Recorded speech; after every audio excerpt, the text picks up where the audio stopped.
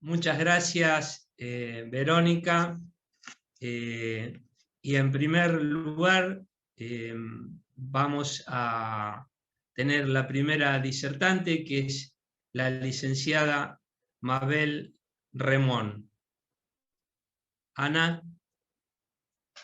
Sí, acto seguido escucharemos la exposición de la licenciada Mabel Remón, que es directora del Programa Nacional de Acceso a la Justicia para las Personas con Discapacidad, ADAJUS, y el tema que nos comentará hoy, que expondrá hoy, es Facilitadores de la Justicia en Discapacidad de Todos y Todas, nueva ley de lengua de señas. Doctora, le damos la bienvenida y le concedemos la palabra. Gracias, ¿qué tal? Buenas tardes a todas y todos. A ver. No aparecía reactivar mi audio, acá está. Bueno, me estoy perdiendo viendo a Agustina, que está hablando.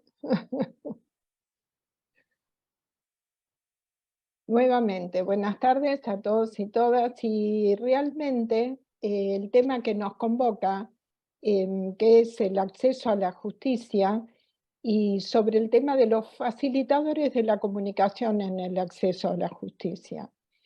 Muchos suponen que esto es relacionado con la lengua de señas. La nueva ley de lengua de señas que vamos a hablar en un principio, la ley nacional, estaba avalada ya desde hace 14 años en nuestro país, porque está incluida en la Convención de los Derechos para las Personas con Discapacidad. Nuestro país, que fue aprobada en el 2008, incorporada al plexo normativo nacional, uno de los puntos, el artículo 2, habla de todo tipo de comunicación. Lengua de señas, comunicación no verbal, táctil, braille, todo hasta la comunicación no verbal como medios y formas para comunicarse con personas con discapacidad. El tema es que se ha difundido muy poco, y eso sí, en nuestro país es una responsabilidad nuestra desde el Estado. Los que trabajamos en el Estado hacemos la difusión, pero ha faltado más oportunidad de difusión para que el ámbito del derecho lo haya incorporado en la vida cotidiana dentro de cada juzgado. ¿Qué son los facilitadores de la comunicación? Hay una organización internacional de facilitadores en el ámbito de la justicia que está muy relacionada con la ideología del acceso. La ideología del acceso, que toma al sujeto, a la persona, como un todo con una capacidad de acceder en forma universal, no está mirando las particularidades. La persona con discapacidad, recién el doctor hablaba, Lasalle, de la mirada médica, ¿no? Del pase paulatino. Bueno, lamento decir que no va a ser gradual, porque hay un hecho que nosotros marcamos, sobre todo en el ámbito de la comunicación, que el que toma la decisión finalmente en el ámbito de la justicia es el cuerpo médico. Entonces aquí hay un tira y afloje entre lo que es el derecho y la perspectiva de salud, que es la gran impronta que tiene el derecho argentino, ¿no? Tiene el Código Civil y Comercial y el Código Civil anterior tiene una perspectiva patrimonialista, y a partir de allí se evalúa a la persona si es capaz o no de administrar sus bienes o de hacer daños a terceros o a sí mismo, ¿no? Eso es básicamente, muy básicamente, lo que se pide en los informes cuando el imputado tiene discapacidad o la víctima tiene discapacidad o el testigo. Estos informes que vienen del cuerpo médico son los que utilizan tanto los fiscales, es decir, todos los operadores judiciales. Entonces acá hay un trabajo que nosotros nos debemos aún, y es trabajar en todas las disciplinas. Hay dentro de la Defensoría General de Nación un cuerpo de de psiquiatras y psicólogos que están trabajando este tema desde la mirada de la comunicación. ¿Por qué hago hincapié en el tema de la comunicación? ¿Cómo hablamos con las personas? ¿Cómo preguntamos? ¿Cómo indagamos? La realización de ajustes adecuados es una vía para asegurar la comunicación y la interacción con la persona con discapacidad. En otras palabras, es poder participar en condiciones de igualdad, pero para eso tengo que conocer el repertorio comunicativo de la persona que tengo ante mí. Por ejemplo, muchas veces una persona con discapacidad psicosocial puede sentir temor de hablar frente a grupos numerosos o de personas desconocidas, y mucho menos en un tribunal. Entonces, nuestro trabajo, nuestra labor, es poder indagar en el entorno de esa persona. Tal vez fue maltratada anteriormente y siente temor frente a otro. Todo esto que la justicia normalmente, hablo del quehacer propio de la justicia, no tiene tiempo de indagar, lo hace Adajuz con el equipo interdisciplinario. Esta averiguación del entorno de la persona hace que podamos minimizar el impacto que pueda tener su acceso a la justicia y ver minimizadas también las barreras posibles. Es muy difícil hablar de una eliminación total de las barreras. Ahí no hay existencia de eliminación absoluta. Tratamos en la medida de lo posible. Somos conscientes de nuestras propias limitaciones, ¿no? Es responsabilidad de todos realizar el ajuste para mejorar. No es solamente del facilitador de la comunicación. En el caso de personas con discapacidad que han adquirido dificultades comunicativas a través de una ACV y que no pueden prestar una declaración con voz alta y clara, también nosotros intervenimos como equipo interdisciplinario previo trabajo con la persona. El otro día hablábamos en otra circunstancia, hace 2 días atrás, de un caso que habíamos tenido en Mendoza. ¿Cuál es la figura de importancia que tiene la entrevista personal con la persona con discapacidad?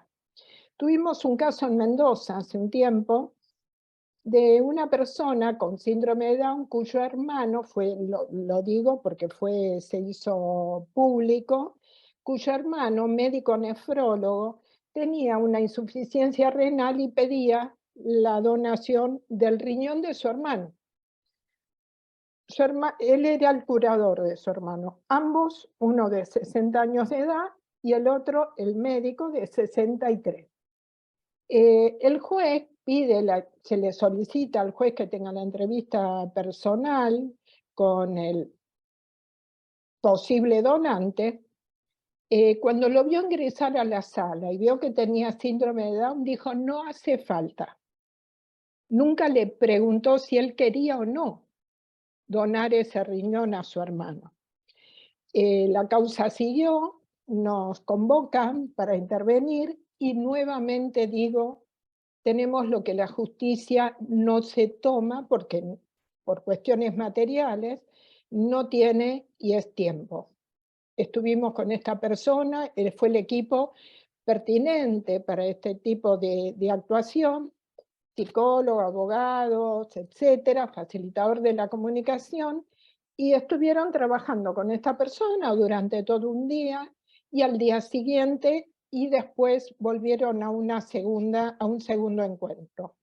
En este primer encuentro lo que se vio es cómo vivía la persona, cómo interactuaba en sociedad, cuánto registro de su autonomía había, si podía tomar decisiones por sí mismo frente a un hecho como es una ablación de órgano. Cuando se le preguntó si él quería donar a su hermano, él dijo: a mi hermano no le puedo negar nada, me dio la vida. No es una respuesta relacionada con si quiere o no, está hablando de responder en forma a una generosidad, es decir, está devolviendo un favor prácticamente.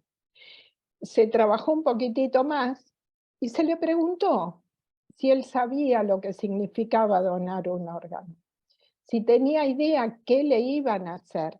Se le explicó en forma muy simple, no cruenta, que lo iban a dormir, que lo iban a anestesiar, que le iban a quitar un riñón. Se le explicó qué eran los riñones. Y cuando finalizó, se le vuelve a preguntar si él quería donar y dijo: no lo sé, pero fue más un no que un sí. Y dijo: lo voy a pensar. Fíjense la diferencia. ¿Cuál fue la diferencia? El tipo de comunicación, la información y la capacidad para que pueda tomar una decisión. Esta decisión estaba relacionada con el conocimiento, un conocimiento que generalmente se les niega a muchas personas con discapacidad, sobre todo en lo que significa en el ámbito social, y mucho menos hablamos del ámbito de la medicina, para que pueda tomar una decisión sobre su cuerpo, sobre su persona y sobre terceros también. Esta es una prueba de lo que hace un facilitador de la comunicación. Después hay otras instancias. En esto, en las personas con discapacidad psicosocial, poder trabajar con esa persona y ver qué le afecta, cómo puede declarar en público o en privado, de qué modo hay que relacionarse con ellos. Del grupo TEA, del grupo de lo que es los trastornos relacionados con el autismo. Siempre tenemos que recordar que la persona con discapacidad no es responsable de la discapacidad. La Convención lo aclara desde el preámbulo. La discapacidad es un concepto y evoluciona. La discapacidad no existe como tal. La discapacidad es una barrera que imponemos nosotros cuando construimos tanto cuestiones concretas como inmateriales en relación a la mayoría y obviamos una diferencia en las minorías. Pongo el ejemplo, y no me canso de ponerlo porque es muy concreto, de las personas que escriben con la mano izquierda. Hay muchas personas sordas y conozco policías zurdos y que tienen muchísimos problemas para encontrar sobaqueras, las armas, donde llevan las armas para poner en su lado izquierdo. Y lo mismo los niños y niñas cuando tienen en las escuelas solo bancos para escribir con la mano derecha, o tocar la guitarra, tienen que dar vuelta a las cuerdas, todo está hecho para diestro. Está bien que así sea, porque el industrial quiere, por supuesto, ganar, tener su ganancia, pero alguien tiene que establecer un cupo. Esa diferencia tiene que venir de algún espacio del Estado en el que obligue a fabricar un mínimo para un mundo más equitativo. Es decir, esas barreras son las que las personas con discapacidad le hacen tener discapacidad a las personas. Las incapacitan para hacer tal o cual tarea. En el caso de las personas con discapacidad intelectual, algunas, no todas, necesitan más tiempo en una indagatoria, más tiempo en una exposición en cámara Gesell. No es tan difícil de comprender. Lo que ocurre que cada uno en sus tareas personales o particulares, lo que hacemos es naturalizar nuestro entorno y nos dejamos llevar por esa urgencia de que tenemos que presentar para mañana,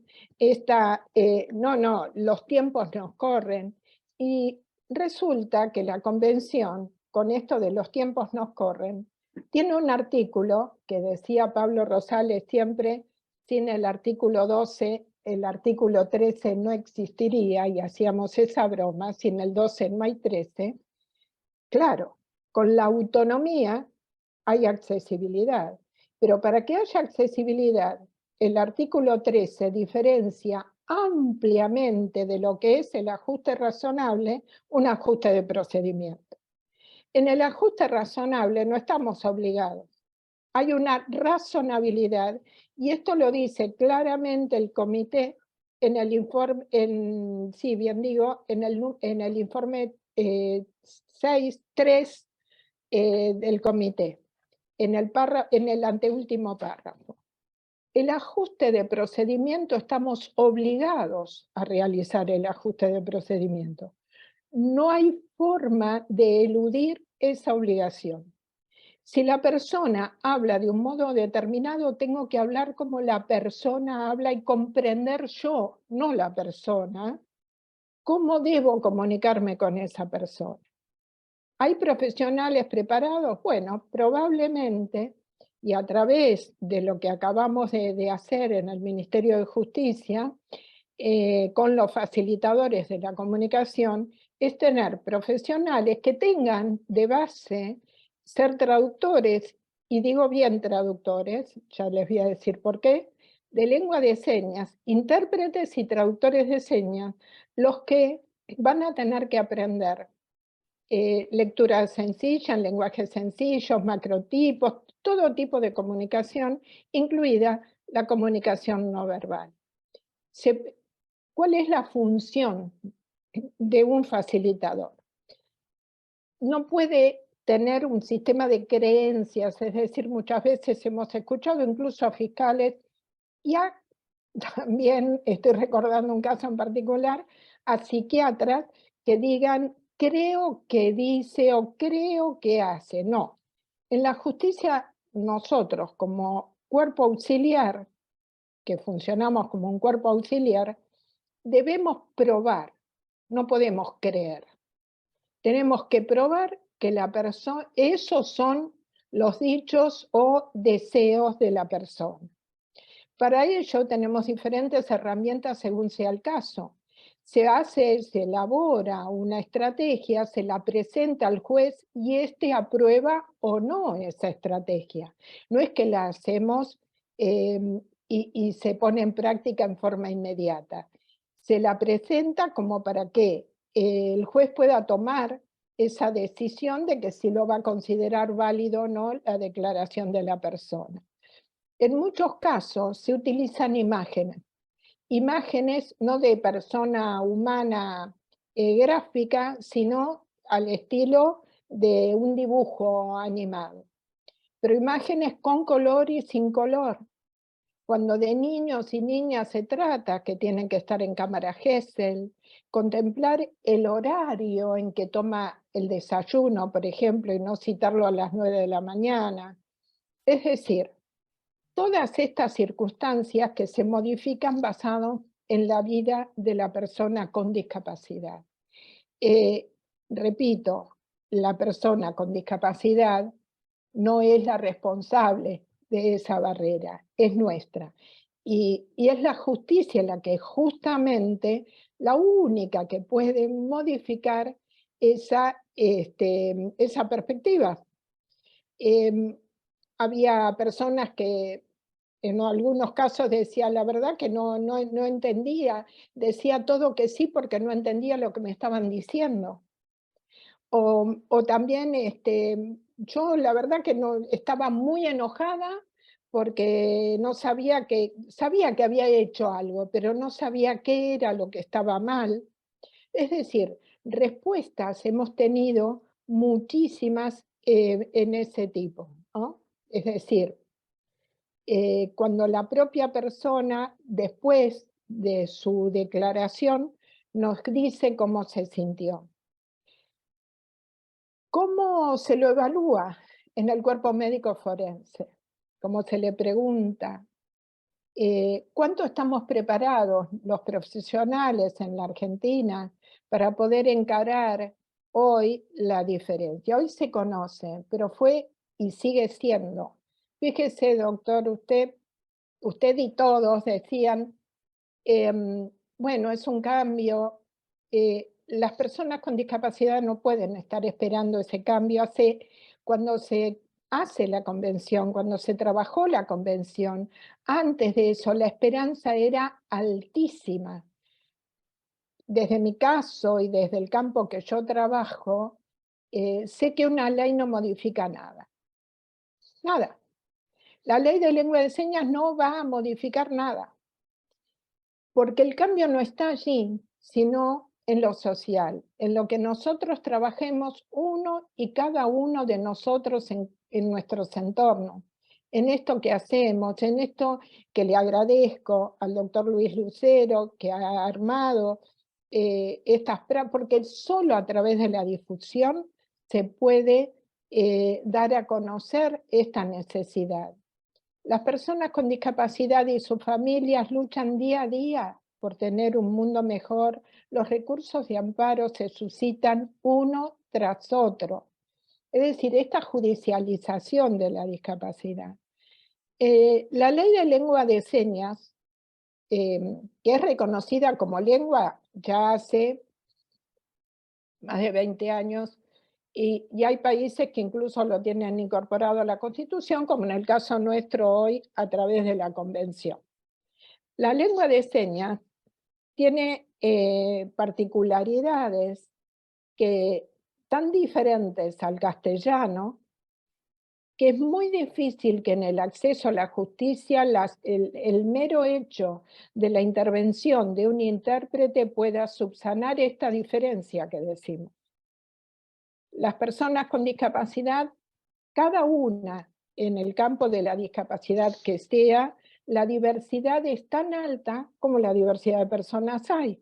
No todas las personas con síndrome de Down son iguales. Hay personas más buenas, más amables, más simpáticas, más inteligentes, menos inteligentes. Lo mismo ocurre con la discapacidad, en este caso auditiva, que requiere, en algunos casos, lengua de señas.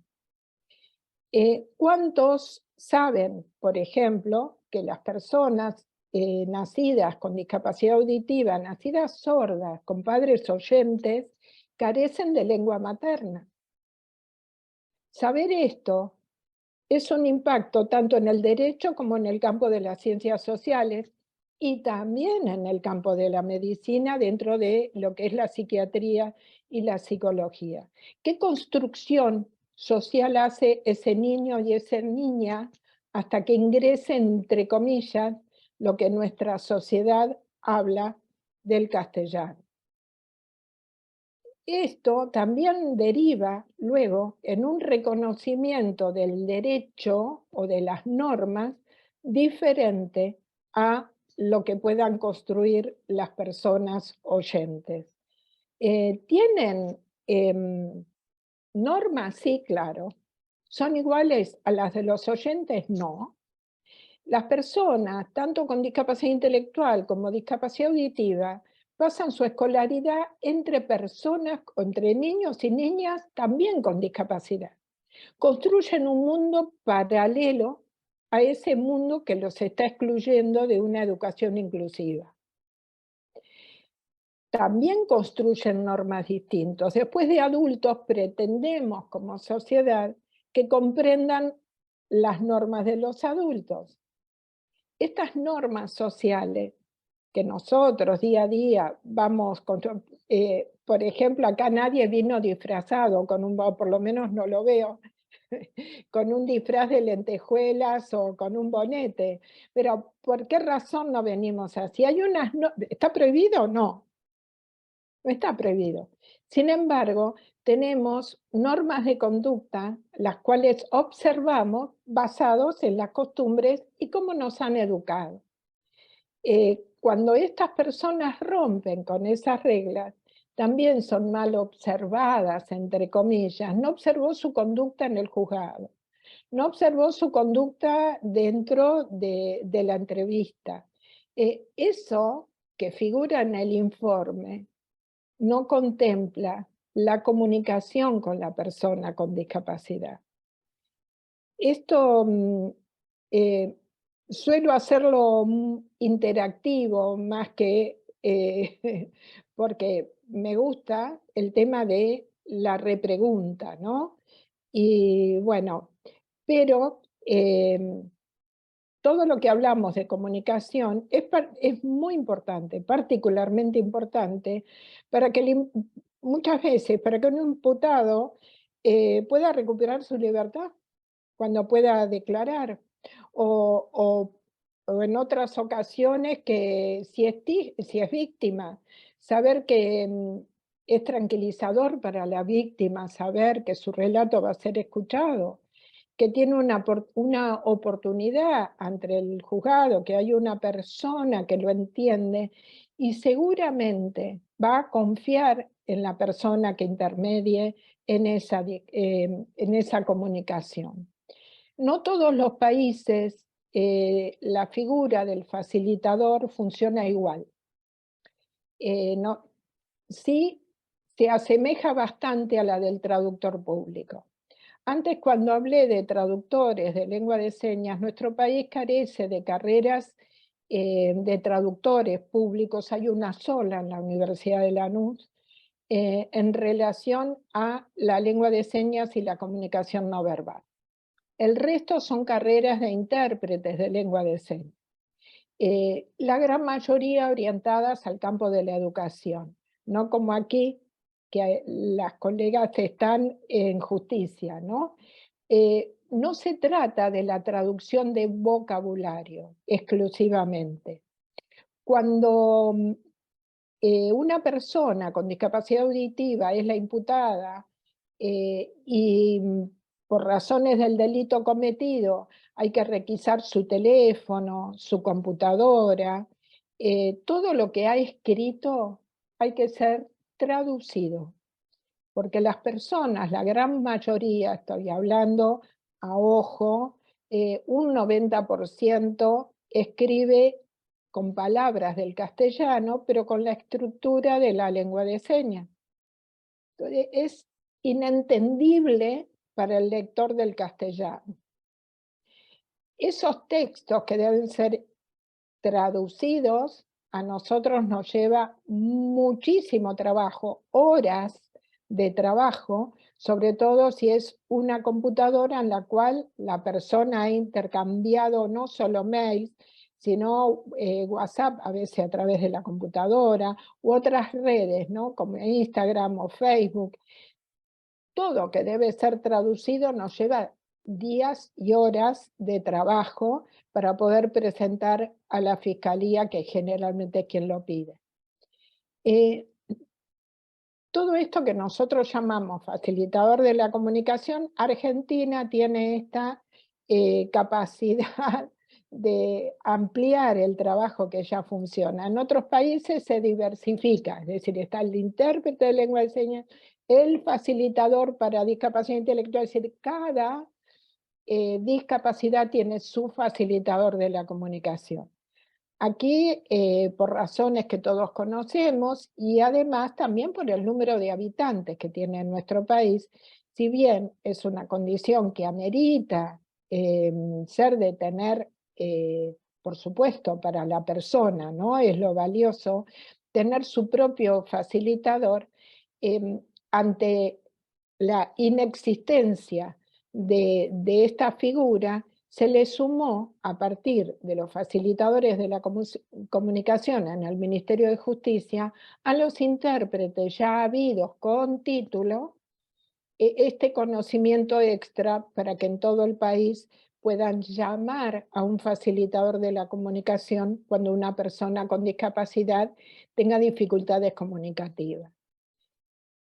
Hay una persona a la que quiero muchísimo, de muchos años, que es Jorge Rivas. Jorge Rivas, él está imposibilitado de hablar con su voz, pero puede hablar perfectamente a través de otros dispositivos. Es funcionario, fue diputado y ocupó la banca con esa condición. Hubo que modificar en el Congreso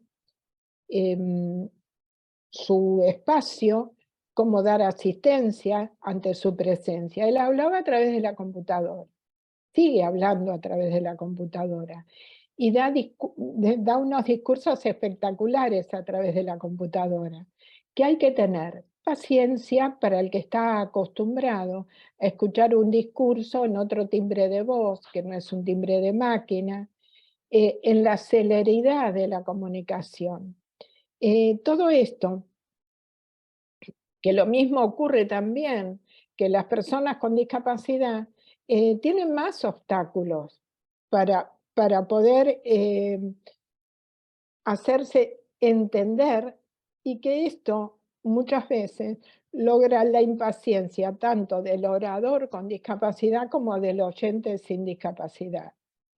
Es un trabajo social, más que normativo. Las normas están, siempre estuvieron. Lo que faltó es que nos eduquemos. Por eso cada uno, y acá hay muchísimas personas conocidas y amigas, realmente todas muy queridas, y que trabajan y hacen mucho por lo que significa la discapacidad. Vero es Verónica González, para mí Vero, es además de una excelente periodista y licenciada en comunicación, alguien que difunde en forma permanente lo que significa. Ella no habla nunca de su ceguera, ella habla de la comunicación, es una profesional de la comunicación. Mis compañeros en ADAHUBS, profesionales con y sin discapacidad, no se presentan como personas con discapacidad, sino como personas profesionales en un área determinada. ¿Qué ocurre con ellos a diferencia de otros? Se pueden comunicar. De allí que la equidad y la comunicación van de la mano. Es el eje de toda sociedad. Cuando le preguntan a alguien, ¿y usted fue feliz cuando era niño? Se lo preguntan a una persona con discapacidad, y uno, seguramente no. O sí, pero ¿feliz dónde? ¿Cuándo? ¿Cómo? No tienen idea el tenor de las preguntas que se pueden llegar a realizar en algunos espacios de la justicia. O los supuestos del lenguaje, esos manejos que nosotros damos por hecho de que todos saben de qué estamos hablando. Las evaluaciones psicológicas, los test proyectivos para personas con discapacidad auditiva que no se puedan realizar, porque no están convalidados. Es decir, los informes del cuerpo médico, que muchos de ellos son excelentes, y muchos otros, el cuerpo del contenido difiere exactamente en oposición a las conclusiones. Entonces, frente a eso, ¿qué hacemos? ¿Cómo trabajamos? ¿Cómo nos instruimos? Bueno, en el caso nuestro es así, formar equipos en los cuales puedan trabajar a lo largo y ancho del país para poder facilitar la comunicación a las personas con discapacidad por sobre todo. Y a veces hay personas sin discapacidad que también lo requieren, ¿no? Hay un trabajo espectacular que se hizo para la Universidad de Oxford, del doctor Juan Bonín y de Virginia Unamuno, que es sobre el acceso a la salud de la comunidad wichí. Bueno, si alguien tiene interés, es muy interesante porque habla de esto, y no es para personas con discapacidad, para personas que hablan otro idioma, simplemente nacidos en nuestro territorio. Estamos, nuevamente repito, obligados por el artículo 13 a modificar cualquier tipo de procedimiento. No importa el tipo de modificación que debamos realizar, siempre y cuando le dé eso la oportunidad a la persona con discapacidad a poder expresarse por sí misma y a tener una defensa justa en el caso de ser un imputado. Bueno, creo que esto es lo que hablamos de comunicación, y si mal no recuerdo, Luis, tenía 30 minutos. no quise presentar un Power justamente porque me iba a pasar, y cumplí mi tiempo. Así que no sé, ustedes me dirán cómo seguimos. O si quieren que siga.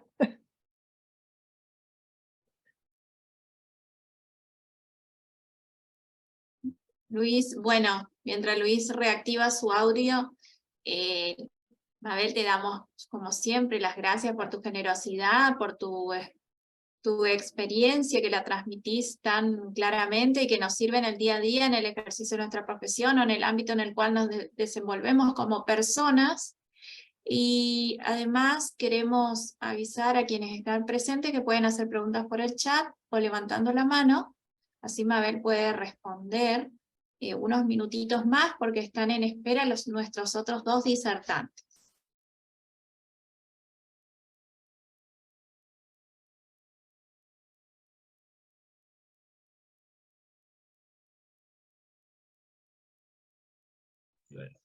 Hola Mabel. Hola, Luis. Hola Mabel, querida. Qué gusto, qué placer para todas y todos nosotros poder tenerte presente. Vos sos la imagen de la discapacidad de todas aquellos y aquellos que de alguna u otra manera queremos mejorar la calidad de vida de las personas con discapacidad, ya sean aquellos que tenemos o no tenemos discapacidad, pero que estamos compenetrados, que estamos de alguna manera tratando de ayudar, de lograr que esas barreras que no son propias de la persona con discapacidad, como bien vos lo decís, bien lo marcás, la discapacidad no es propia de la persona, la discapacidad es del entorno físico, del entorno social. Eliminada esas barreras, todos estaríamos en un pie de igualdad. Así que nunca está de más hacer estas menciones. La discapacidad no es una enfermedad, también hay que mencionarlo, por favor, porque muchos están todavía con ese mensaje. Así que, Mabel, para nosotros es un orgullo poder tenerte presente, y seguramente hay preguntas para la licenciada Mabel Remón. Ana. Sí, acá estoy leyendo. La primera que alcanzo a leer es ¿qué tal, Hilda? El registro, que si puedo hablar sobre el registro. Bueno, el registro que ahora por cuestiones operativas se va a poner a disposición desde la página del Ministerio, se podrán inscribir, ahí están los requisitos de inscripción. Como la carrera de intérprete en el caso de la lengua de señas no existe en todas las provincias, hay otro tipo de requisitos para aquellos que no tienen un título oficial. Se ponen en práctica las inscripciones y luego del cierre, 15 días después de la apertura, se da cierre a esas inscripciones y se les brinda una capacitación en el resto de las temáticas, para que puedan estar inscritos cada uno en su provincia como peritos facilitadores de la comunicación. Este registro a través de la JUFEJUS también se va a dar difusión para que cada superior tenga en su haber con qué herramientas cuenta. Eso en un principio. Luego, para mantener esa inscripción activa, cada año y medio, si mal no recuerdo, o cada 2 años, habrá un ateneo para esas personas en las cuales se vuelca la experiencia recibida y se hace un intercambio de labor, ¿no? Es decir, cómo resolvieron los casos que tuvieron.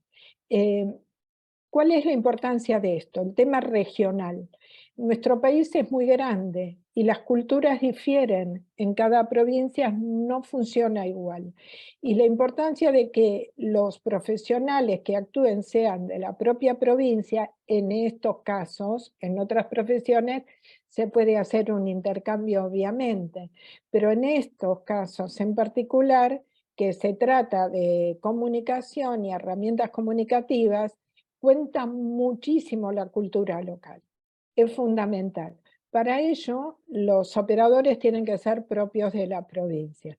Fundamentalmente así funciona este registro. Les da un puntaje mayor para poder inscribirse como peritos en los diversos juzgados. Después eso se ampliará porque hay, cuando salga el día 26 creo que va a estar listo, y va a figurar en la página del ministerio, van a poder acceder en forma directa al RENAFAJU. Van a poder acceder en forma directa para tener el formulario de inscripción y los requisitos para el mismo. La capacitación está a cargo del equipo de ADAJUS, que tiene la expertise en este tema desde hace 11 años. Es nada más ni nada menos que la devolución de un trabajo de campo realizado en todo este tiempo. Fuimos el primer equipo interdisciplinario para el Comité Internacional y bueno, así lo reconoció en su momento a la Argentina.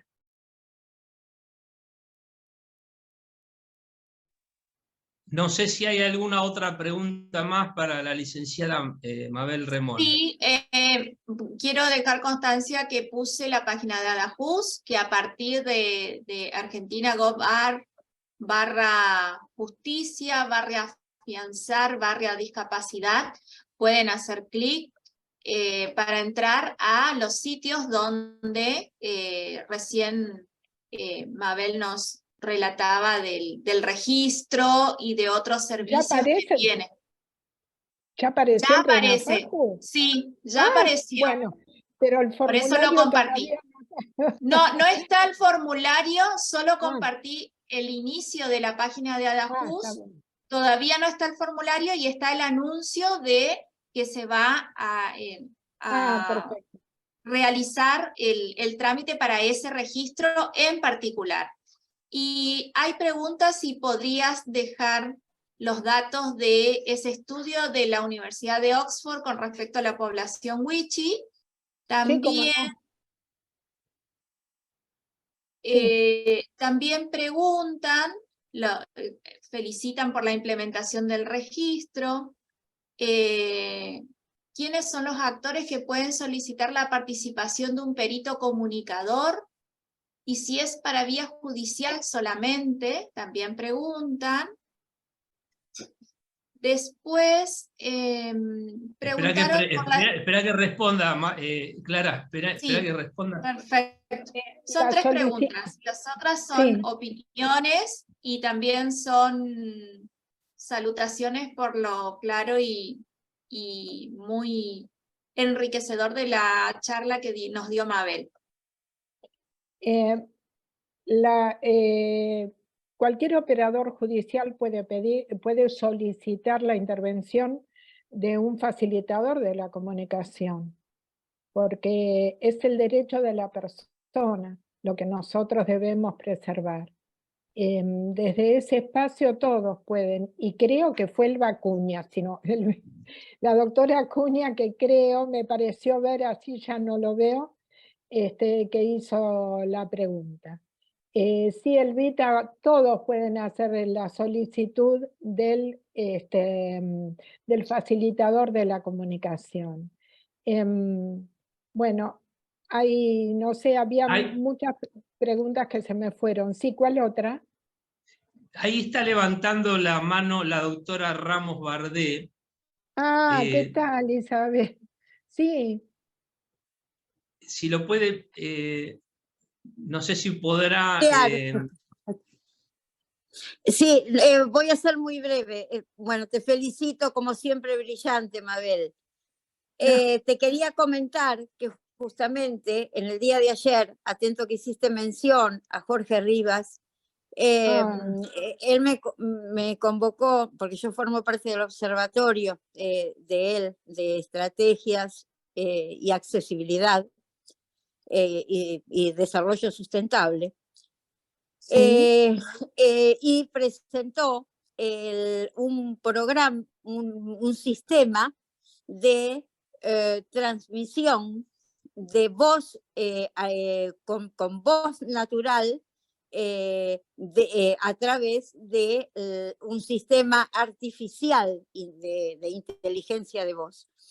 Te digo que fue maravilloso porque pudo dar, como siempre, sus disertaciones, pero con la voz no la voz ya gutural, sino se toma, esto lo ha elaborado el Ministerio de Ciencias Técnicas juntos con la Universidad de La Plata, y sale con la voz o puede ser de un familiar de él, o la voz que se le pudo haber conocido a él previamente. Fue algo muy maravilloso. Eso te quería comentar, atento a lo que vos has dicho. Y gracias por tu aporte.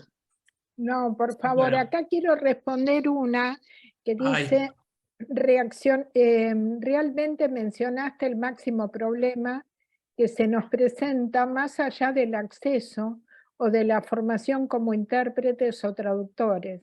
Sigue siendo, es gran proteccionismo o paternalismo donde el supuestamente facilitador es quien decide o habla por las personas asistidas. En el caso de los traductores públicos, que tienen una formación además del idioma, ¿no? Es decir, puede ser un profesor de inglés o una profesora de inglés que después decide hacer un traductorado y tiene que hacer prácticamente media carrera más. Esto ocurre con los intérpretes o los facilitadores de la comunicación ahora. ¿Cómo se formó el tema del intérprete de lengua de señas y cómo está relacionado con la discapacidad? En un principio, hace ya muchos años, y estamos hablando más de 20, 30 años atrás, el que oficiaba de intérprete era alguien que, entre comillas, colaboraba o ayudaba, que era un familiar, un hermano, una tía, una madre o los hijos. Esta impronta de ayuda a la persona con discapacidad auditiva sigue hasta el presente. Borrar este nacimiento de lo que es la profesión de intérprete no es fácil, va a llevar y va a demandar, supongo, más de 10 años. Siempre el nacimiento nos marca, como en todo en la vida, cómo se va a desarrollar esa profesión. Y como acá nació desde el asistencialismo, desde, bueno, vean a ver quién puede entender a esta persona, que venga la vecina, que venga quien sea, siempre es una ayuda, no es un trabajo. Y hacer entender a muchos intérpretes, que también esto es otra dificultad, que está trabajando, que cobra un sueldo, que no está ayudando a una persona sorda o a una persona con dificultades de comunicación. Y uno, por esto de la ley natural de la cadena alimenticia, nos debemos a quien nos paga. Nosotros tenemos una relación laboral, la cual debemos responder por ella, asistir a la persona con discapacidad, pero con las normas que tiene el espacio en el cual a mí se me ha contratado. Esto es todavía muy incipiente en lo que significa el aprendizaje para todos los intérpretes, sobre todo de lengua de señas, que ofician como traductores. Y también, como yo conozco los dos idiomas, no tienen esa perspectiva, porque está ausente el grado de responsabilidad que significa la interpretación, algo que los traductores públicos tienen. el intérprete de lengua de señas todavía no ha alcanzado a comprender el grado de responsabilidad que le cabe como intermediador de la comunicación. Es una figura que en el caso de cometer algún tipo de error, es una figura penal en muchas circunstancias. Y esto no se alcanza a comprender. No, yo lo ayudé. Yo he recibido solicitudes de quiero aprender lengua de señas de psicólogos, ¿no? Y psicólogas, digo, porque fueron ambos. Yo lo que quiero es ayudar al sordo. Esa es la respuesta. Entonces yo pregunto, perdón, ¿le vas a cobrar? Sí, entonces no lo vas a ayudar. Vos querés trabajar. Bien, este punto de la mirada de asistencialista de la discapacidad es lo que no hemos erradicado de nuestra sociedad. Y acá sí es desde la educación, desde la escuela, desde la incorporación de la temática. A mí me hace feliz cuando veo esos dibujitos animados con multiplicidad de actores, de niños y niñas diversos. Esto, los niños lo toman con naturalidad, somos los adultos los que provocamos esta diferencia. Pero en el caso de los intérpretes, el nacimiento fue asistencialista, lamentable. Pero bueno, iremos cambiando y trabajando desde ese lugar.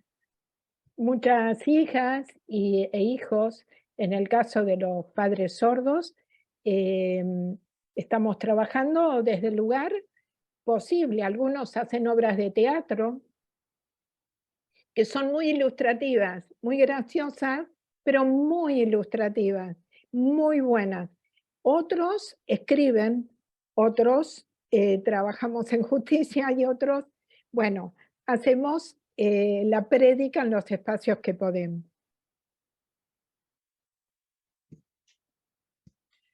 Bueno, Mabel, quiero que sepas que en este momento te están oyendo, estamos tomando parte de tu caudal de conocimiento tan importante de diferentes provincias de la República Argentina, como es Chaco, Corrientes, Tucumán, la zona patagónica. Hay gente de Redi, de diferentes departamentos judiciales de la provincia de Buenos Aires, de Morón, Matanza, General Rodríguez, Moreno, La Plata. Bueno, realmente para nosotros tenerte es un éxito y nos ayuda a todos tu conocimiento. Por eso es que es tan bueno esto de tener estas jornadas, estas reuniones, donde nosotros podamos aprender de los que saben, como vos. Ay, no. Primero, no me asustes diciéndome todos los que están, porque los que están saben tanto, igual o más que yo. Porque les cuento que las etiquetas sí importan, tanto para los que sabemos como para los que no sabemos. Por suerte no sabemos todo y confío siempre plenamente en el trabajo en equipo, en el intercambio. Todos seguimos aprendiendo, porque convivir es eso, ¿no? Aprender, una forma constante de bajar las tensiones. Así que bueno, les agradezco y recordemos que las etiquetas sí importan. A algunos les hacen daño. Así que muchas gracias. Muchas gracias, ustedes. Mabel. Muchas gracias. Muchas gracias, Mabel.